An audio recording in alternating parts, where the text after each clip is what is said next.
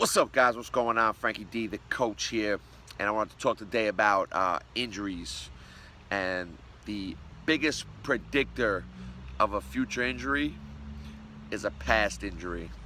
And I see this a lot with people, and I've been injured a lot myself. I tore both my ACLs, right and left leg. And I see a lot with people, whereas they'll get injured, they'll get banged up, and then the pain will go away, and then they don't really recognize that the job of dealing with the injury is not done. So the number one predictor of a future injury is a past injury, and you can look at it like this. Once you're injured, you're always injured.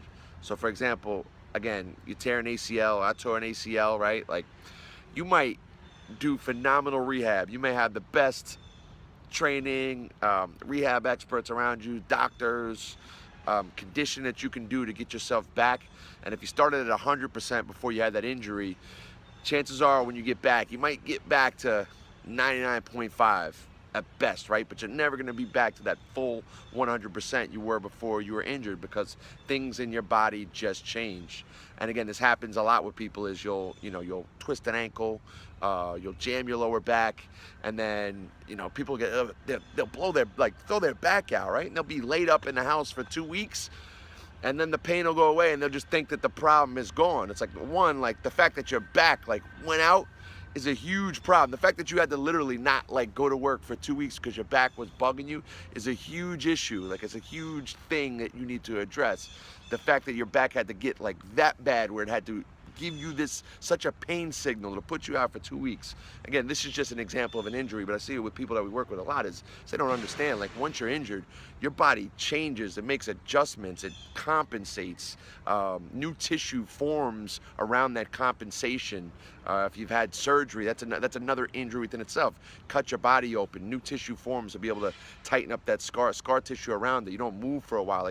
Your body makes a whole bunch of adjustments to these injuries that you have. Even something so simple as an ankle sprain can shut down your neurological signal from your brain all the way to your foot.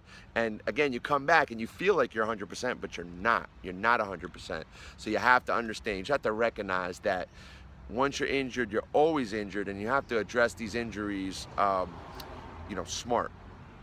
You can't just say, oh, I feel good and everything feels normal again, and now I go back to 100%. You got to kind of always be in a situation where, again, you injure yourself. Hopefully you don't get injured, and you're working with the prehab mindset, where you're always prehabbing so you don't end up in rehab, right? But after these injuries, after you rehab and stuff, you really have to go in with the mindset that you're going to continue to do the work, do the exercises, do the activities that continue to manage your body and manage these injuries long after the fact that they've happened. Again, I've had 5 knee surgeries, 3 on my right, 2 on my left, and that's caused a bunch of problems in the rest of the chain. My hip, my foot, my toe, my shoulder. It just causes problems everywhere if you're not addressing them. If I was smarter when I was younger, then I probably wouldn't have banged myself up as much, but if I was smarter, then I'm probably not talking to you about this stuff.